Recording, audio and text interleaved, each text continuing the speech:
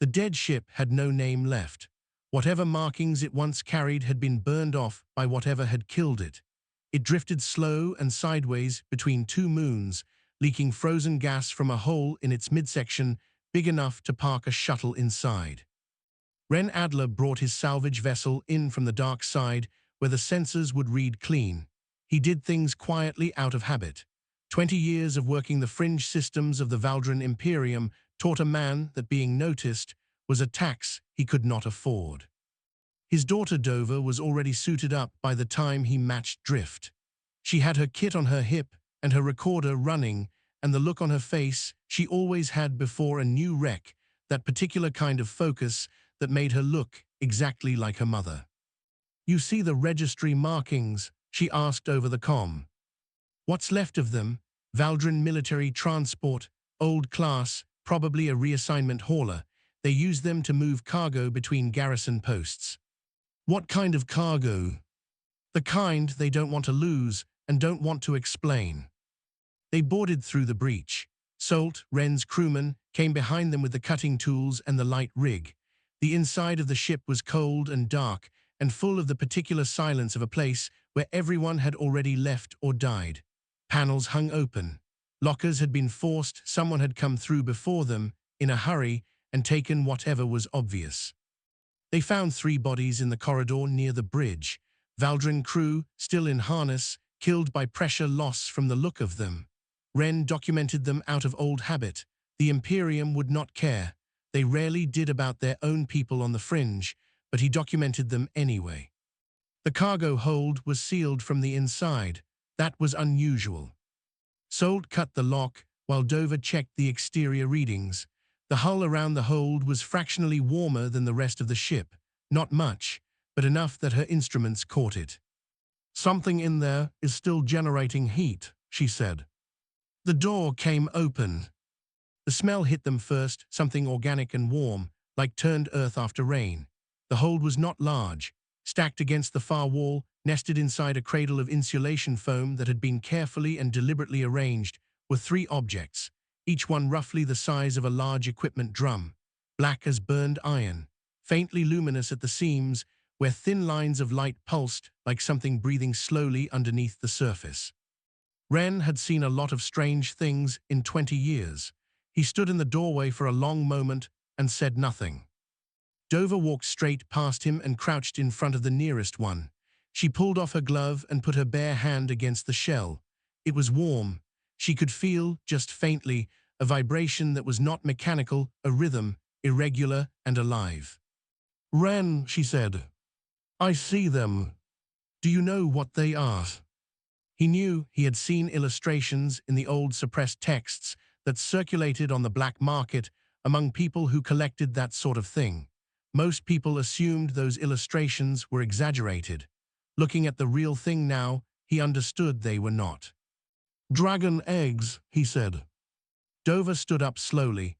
"The Imperium has been hunting the breeding populations for 40 years. The official count on surviving clutches in Valdran space is 0. Apparently, the official count is wrong. They'll destroy them." She said it the way she said things that were factually true and personally unacceptable at the same time. If an Imperium patrol finds this ship, and they will, because they always follow the salvage lanes, they'll destroy them without logging them. Standard protocol for uncontrolled apex xenofauna. Ren looked at the eggs for a long time. He was not a man who made decisions quickly, but he was a man who made them without going back on them once made. He thought about the patrol schedules on this lane. He thought about the space in the lower hold of his vessel behind the secondary bulkhead where the sensor shadow was deepest. He thought about his homestead on Duran's Reach, which sat on the outer agricultural belt far from the garrison road, where nobody came without a reason. "Sold," he said. "Already thinking about the crate sizes," Solt said. They packed the eggs in the insulation foam from the cradle and loaded them into 3 equipment crates that went into the sensor shadow space behind the secondary bulkhead. The whole process took 40 minutes. Ren documented the rest of the salvage as normal and filed a standard recovery claim for the ship's remaining hardware. The claim would take 6 weeks to process. By then, nothing that mattered would still be here. On the way back to Duran's Reach, Dover sat in the hold with the crates and did not sleep. She kept one hand on the nearest one, feeling the slow pulse of whatever was inside working its way steadily toward the world. She did not know then what she was agreeing to. She knew it was not small. She knew it was not safe. She also knew that leaving them had not been a real option the moment she felt that warmth against her palm. Some things you simply do not leave behind.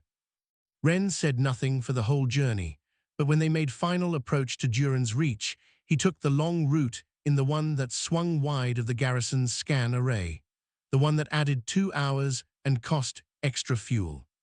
He had always been good at the math of risk. Nara Adler's first question was not, "Why did you bring them here?" It was, "What do they eat?" That was the thing about Nara. She had been a field medic for 12 years before she married Ren and settled on Duran's Reach, and field medics did not spend time arguing about the past when the present needed handling.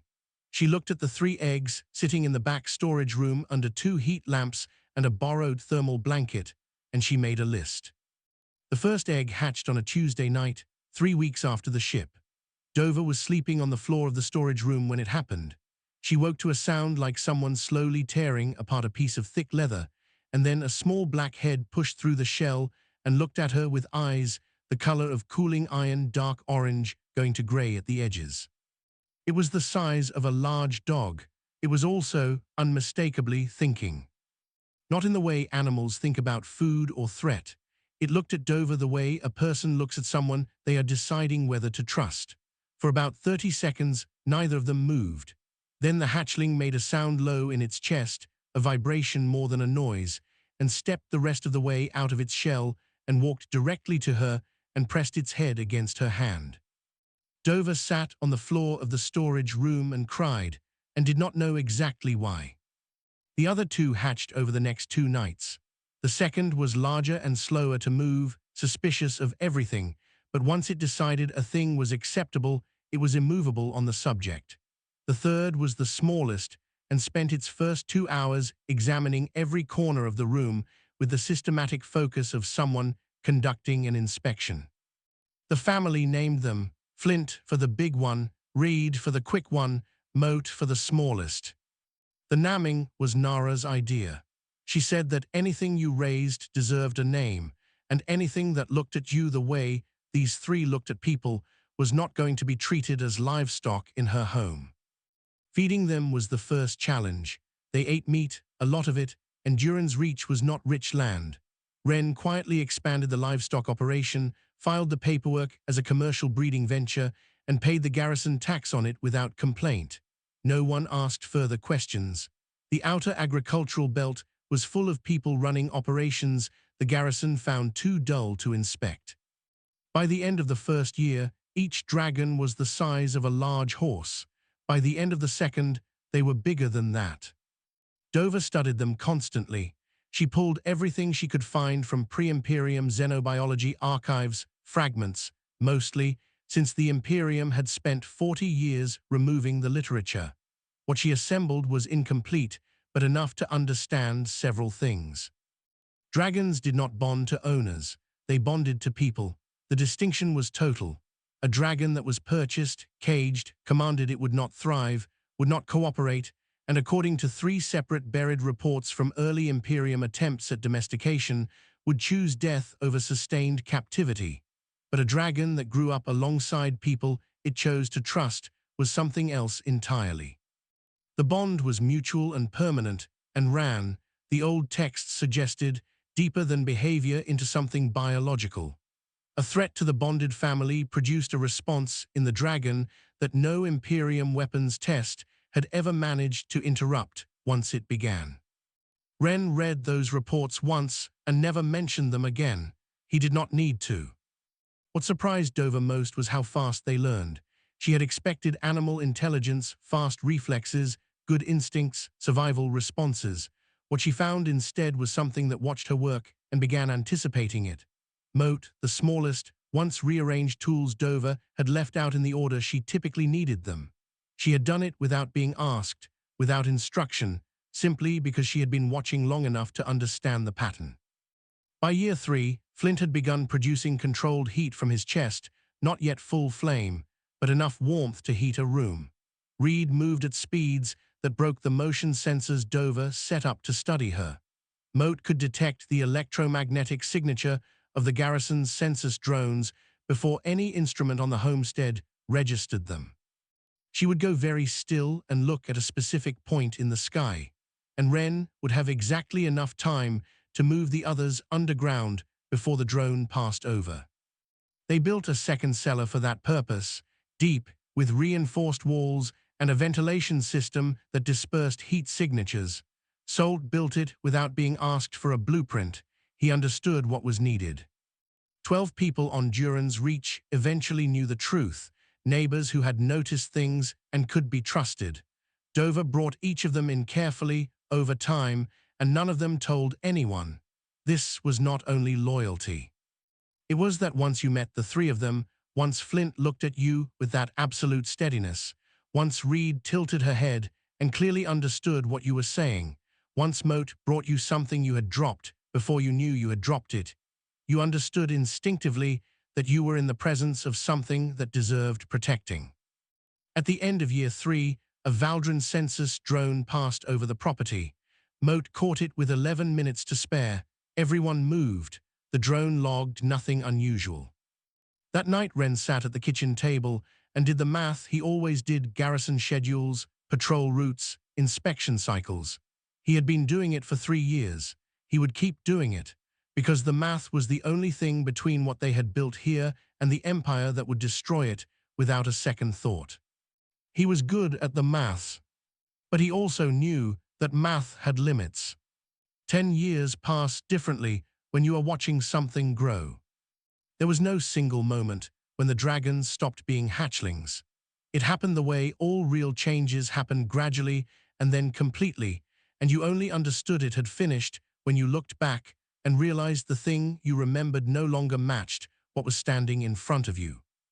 Flint was enormous. That was the only word that worked. He was the length of a large cargo hauler, and his scales had shifted from the soft black of youth to something darker and more permanent, like iron left in a deep place for a very long time. He did not move quickly, but the ground felt it when he did. When he sat still beside the homestead at dusk, he looked like a piece of the landscape that had always been there. Reed was not enormous. Reed was fast. She had the lean build of something made entirely for motion, and she moved with a silence that was almost insulting given her size. She had worked out on her own that if she stayed low to the ground over the ridge line, she could cross 2 kilometers without being seen from the garrison road. She had demonstrated this to Dover by appearing at the far end of the property 17 seconds after Dover had watched her start moving from the near end. Moat remained the smallest of the three, which still meant she was larger than most vehicles on Duran's Reach. But Moat's particular gift was not size or speed. It was awareness. She perceived things that had no business being perceived. She once went still and looked east for 40 minutes before Dover got a network message that a Valdran intelligence sweep had been run on fringe system communications 2 sectors over. The sweep had not touched Duran's Reach. Moat had known about it anyway. Dover stopped trying to explain it and started trusting it. The network Dover had quietly built over the years was not large, but it was solid. Fringe scientists who worked in the gaps of Imperium oversight, survivors of species that had been pacified and dispersed, small communities living carefully at the edges of Valdran space, keeping records, keeping quiet. They communicated in short bursts through encrypted agricultural data channels that the garrison found too dull to monitor. What they shared was mostly information. What it built slowly was the understanding that Duran's Reach was not alone. The Imperium, meanwhile, had been getting closer. A new overseer arrived in the 7th year, a man named Dren, transferred from an interior post where he had apparently run a very efficient resource extraction operation. He brought new scanning equipment, new inspection schedules, and a manner that managed to be both contemptuous and completely impersonal. He did not dislike humans the way someone who had thought about it dislikes something. He simply had no framework for considering them as anything other than a labor and tax source.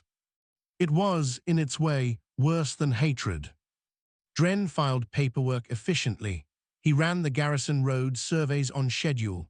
He sent quarterly resource assessments to the Velk Citadel and received commendations for his compliance rate. He did not know what was living 11 kilometers off the garrison road, and he had no particular reason to look. Ren Adler had always known, in the quiet way of someone who has spent a long time studying patterns, that the situation would eventually end, not collapse end. There would be a point where the math stopped working and something else began. He had spent 10 years preparing for it, not for war, for a reckoning. He distinguished between the two. He did not get to see it. In the 10th year, at age 67, Ren Adler died of a cardiac event in his own kitchen on a cold morning. Dover was there. Nara was there. The 3 dragons were in the south field. By the time the sun had moved an hour, all 3 of them were at the edge of the yard, and they did not leave. They stayed for 3 days, through rain and then sun and then rain again. They did not make sounds. They did not move except to shift their weight.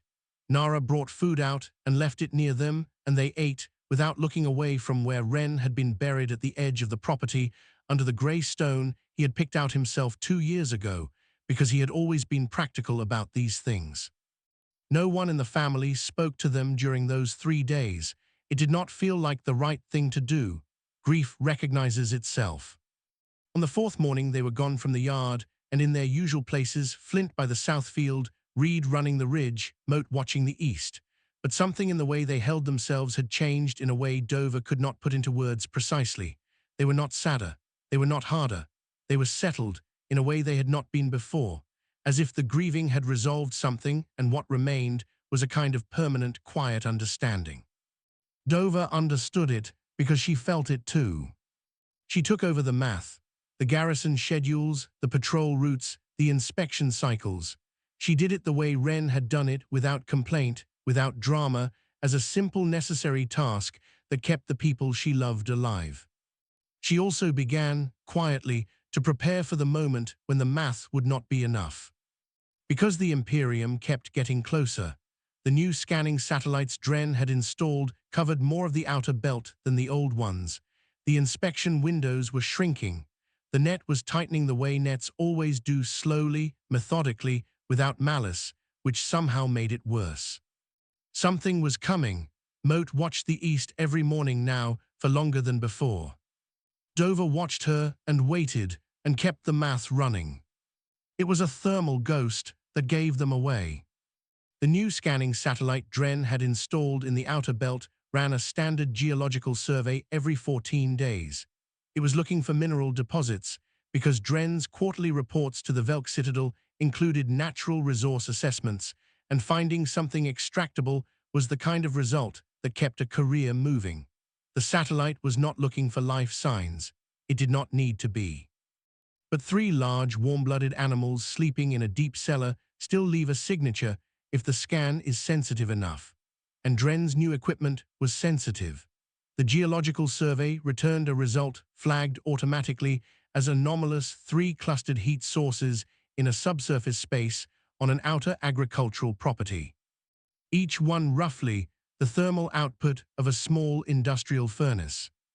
Dren filed it upward. Velk Citadel sent it to Commander Arvath. Arvath was not the kind of officer who made assumptions. He had spent 15 years in Valdran military service, and his main professional trait was a complete intolerance for being surprised. He looked at the thermal data for a long time before he assembled his team and boarded his ship.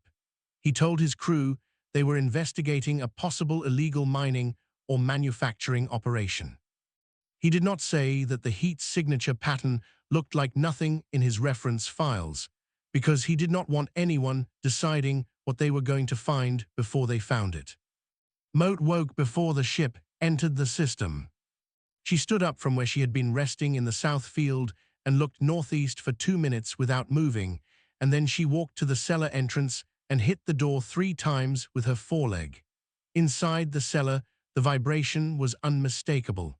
It was the signal she had worked out with the family years ago. Dover had 72 hours. She spent the first 48 of them doing the thing she had known since year 3 would eventually be necessary.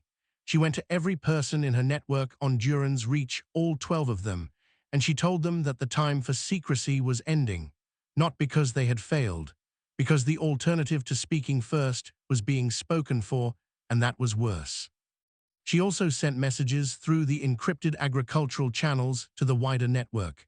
Short, clear, factual, something is coming, you know what we have here, get your broadcast relays in position. On the morning of the third day, Arvath's shuttle broke atmosphere. Dover walked out to the edge of the settlement and stood alone on the open ground between the homestead and the garrison road. She had not brought anything that looked like a weapon. She was wearing her work clothes. She had a translation unit on her belt set to Valdran administrative tongue, which she spoke well enough but wanted to get right. Flint was visible at the far end of the south field. He was not moving.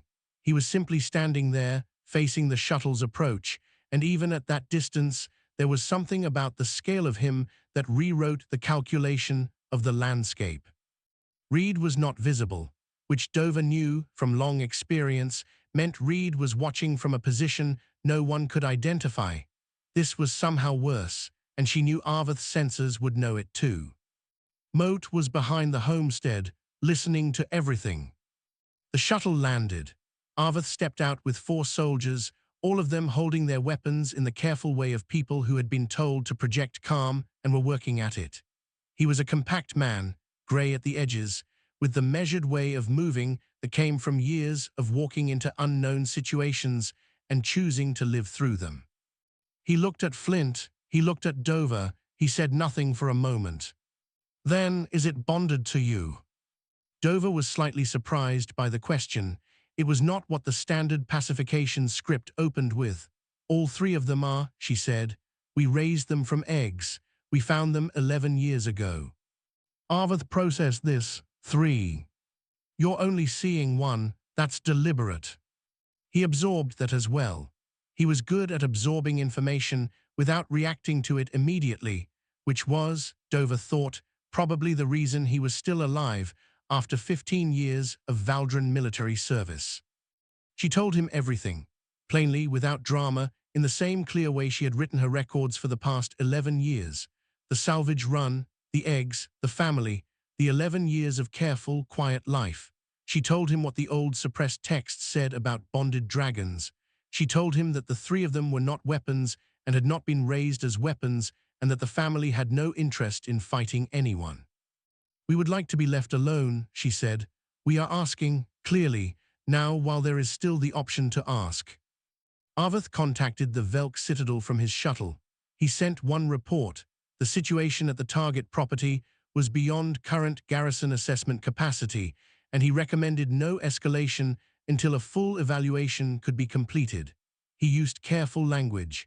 He was honest in the way that careful language sometimes allows. Dren overrode him in 4 minutes. 3 warships, inbound from the Velk Citadel, 6 days out. Arvath came back out of the shuttle and looked at Dover and said nothing. He did not need to. His expression said it plainly enough. He had tried. The machine had decided. Dover nodded slowly. She had expected this. The Imperium's response to anything it did not understand had always been the same for 300 years. Send more force. What it had never learned, in all that time, was that force is only useful when the other side is afraid of it. She turned and walked back toward the homestead. Behind her, at the far end of the south field, Flint watched the sky. Moat watched the northeast. And Reed, from a position no one could find, was already thinking about ships. On the second day, after Arvath's shuttle landed, Reed disappeared. Not in the way of something hiding, in the way of something gone. Dover checked her usual positions, the ridge line, the far side of the eastern field, the shadow of the hill where she liked to sleep in bad weather. Nothing. She asked Moat, in the careful language of gestures and low vibrations they had built together over 11 years. Moat looked up toward the sky and held the look for 3 seconds. Reed had gone to space. Dover spent the remaining 4 days of the waiting period setting up the broadcast network. The relay positions had been prepared by her wider contact group over the previous 72 hours, encrypted signal nodes positioned throughout the outer system that would receive and rebroadcast everything that happened over Duran's reach on open frequencies. Every independent station, every fringe community, every non-Valdran ship within 4 systems would receive it in real time. The community of Duran's Reach had spent those same 4 days making decisions. Some people were afraid. That was fair. Fear was the correct response to 3 Valdran warships. But Duran's Reach was a world that had been under the Imperium's thumb for 60 years, and 60 years of being taxed and assessed and treated as a resource rather than a people does something to a community's relationship with fear. It does not remove it. It just puts it in a different place relative to anger. Nobody left. The 3 warships arrived on the 6th morning and took standard orbit positions above Duran's Reach. Their commander, Senior Marshal Orath, hailed the surface with a pacification ultimatum delivered in the flat administrative tone of someone reading from a template. Surrender the unlicensed apex xenofauna. Accept the administrative penalty schedule. Casualties would be minimized if compliance was immediate. Dover sent her response on open frequency, broadcast to every receiver in the relay network. She said, "They are not creatures. They are people who have lived here for 11 years as part of our community. We are not surrendering them. We are asking you, clearly and on the record, to leave." Orath began the bombardment. The first strike was a suppression pattern targeted at the outer field positions and the property structures, designed to destroy cover and force movement into the open. It was standard protocol. It had worked on hundreds of worlds. The targeting system logged the 3 large heat signatures in the southern field as primary targets and began tracking them. It did not account for the fact that one of the 3 had not been in the southern field for 4 days.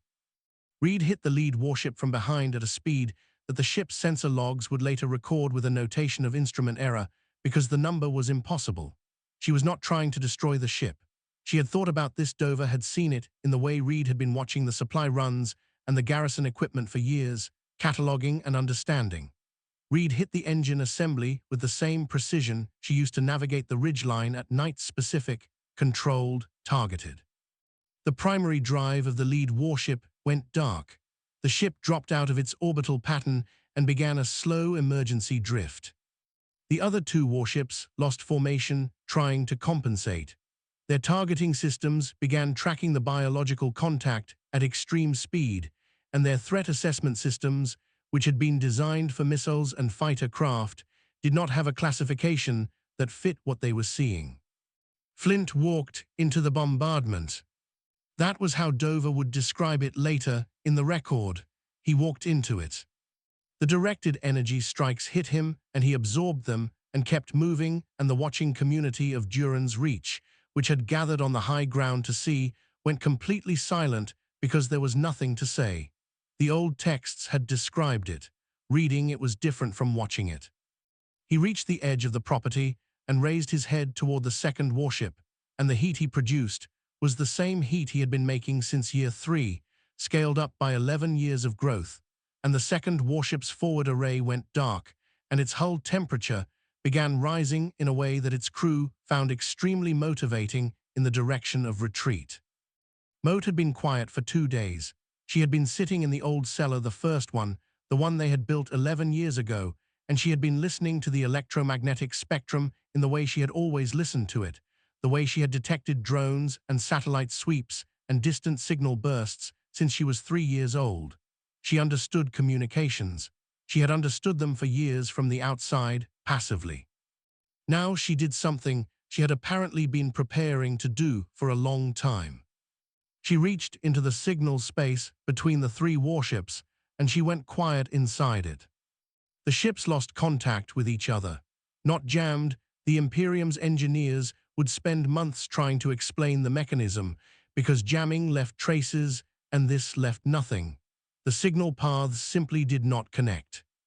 Each ship found itself alone in orbit above a world where one of their companions was drifting on emergency power. One was retreating from a ground-based thermal event that had exceeded its defensive parameters, and communications with command were going through a system that appeared fully functional and was producing no results. 2 ships withdrew.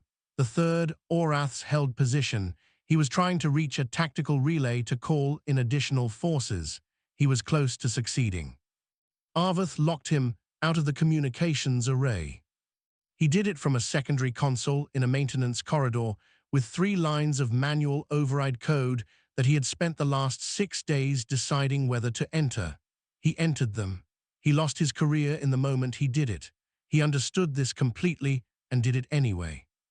The third warship stood down. The whole engagement had lasted 19 minutes. Every second of it had been received by the relay network and rebroadcast on open frequencies to 11 independent systems. On the high ground above the homestead, the people of Duran's Reach stood in the sudden silence and looked at the sky. Flint was in the south field, still as stone. Moat had come out of the cellar and was sitting in the yard. Reed, somewhere above them, was coming home. Dover stood among her neighbors and did not say anything for a long time. Then Nara, who had been standing beside her the whole time, said, "Wren would have done the math afterward." Dover almost smiled. "I know." She would do the math, but first she would let it be quiet for a little while. Some things, once they were over, deserved a moment before the next thing began.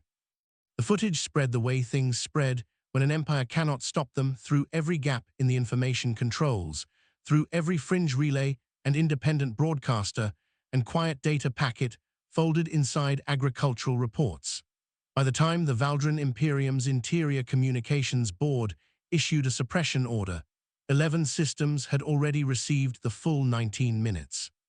Other vassal species watched it. Some of them watched it many times. The Imperium convened an emergency council on a Tuesday, which was not the day anyone had expected the shape of the Empire to change, but change rarely consults calendars. The debate at council was not what Dren had told his superiors it would be. He had predicted a clean vote for a punitive fleet and a final resolution of the Duran's Reach situation. What he found instead was that the senior military analysts had done a specific calculation overnight, and the result of that calculation had made the punitive fleet advocates go very quiet. The calculation was simple. If 3 bonded dragons could disable a warship, retreat a second, and cut communications between a 3-ship formation in 19 minutes, then the question was not how to destroy them. The question was how many more existed. And the second question, which followed immediately, was whether any of them were already bonded to populations within the Imperium's own borders, people who had been keeping secrets as long as the Adlers had, or longer. The Intelligence Division spent 3 weeks running that assessment. When it came back, the number was not 0. The other thing that came back from the intelligence assessment was a set of documents the Imperium had quietly archived 40 years ago when the dragon hunting programs were authorized. Internal research reports. The original biological studies done before the eradication policy was confirmed. The reports were clear. Dragons bonded to individuals and to communities built on mutual trust. They would not bond to hierarchies, to institutions, to entities that related to them as property or weapons. Every early attempt at Imperium dragon domestication had ended the same way. The animal refused, weakened, and died, and the researchers noted this, and the policy architects ignored the note. Because what the note meant was that the Valdran Imperium, which ran entirely on hierarchy and the assumption of ownership over everything in its territory, was constitutionally incapable of forming the kind of relationship that allowed a dragon to thrive. The backwater humans of Duran's Reach had done it by accident, through an act of ordinary decency, simply by treating 3 abandoned eggs as something worth caring about. This was politically inconvenient to discuss at council. It was discussed anyway because the alternative was sending more ships to Duran's Reach, and the analysts had provided a projected outcome table for that option, and the table was not encouraging. A diplomatic delegation was assembled. It took 6 weeks, which was fast by Imperium standards, and reflected the fact that several people at the senior level were more afraid of the situation than they were willing to say out loud. Arvath was attached to the delegation as an unofficial liaison. His career had technically ended the moment he locked Orath out of the communications array, but political reality had quietly rehabilitated him in the way that political reality sometimes acknowledges that a person was, in fact, right without ever formally saying so. He wore no rank insignia. He was listed on the manifest as a cultural consultant. He was, in practice, the only person on the delegation that Dover Adler was willing to speak to first.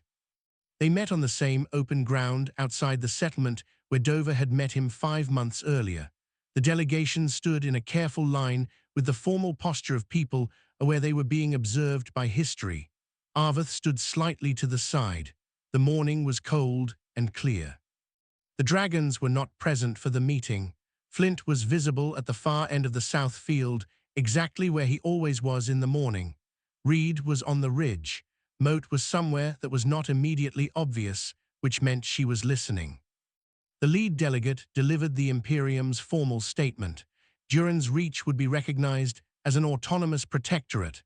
Administrative oversight would be adjusted to reflect the settlement's non-vassal status.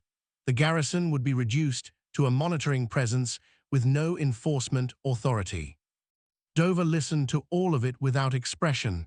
Then she said, "The other human settlements." The lead delegate had been briefed to expect this. "That process will take time."